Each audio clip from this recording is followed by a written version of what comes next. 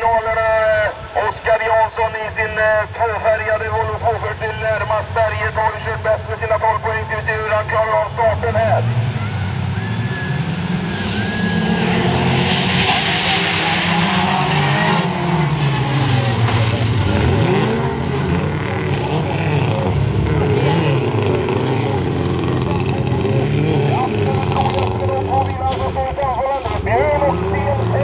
Som ställer sig i bandhålla.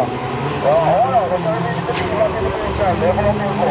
Åker på med kollapsledning för ligger Västerlund. Och tredje platsen kommer Oskar Jansson.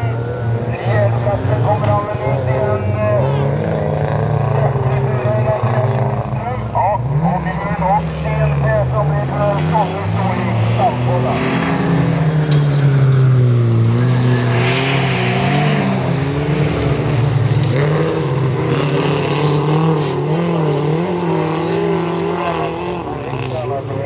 Poäng av verkligen en poängare eftersom har väl stått till avsatsen här. Vägra sig en hel del avsatsen och om man bara tar sig in och vilken Västerlund på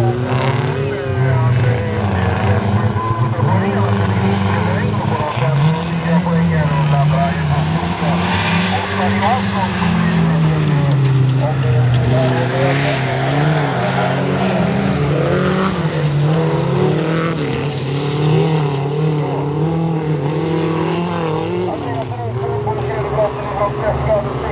och då kommer han få 3 poäng i övrigt. Kommer då så där lite räcka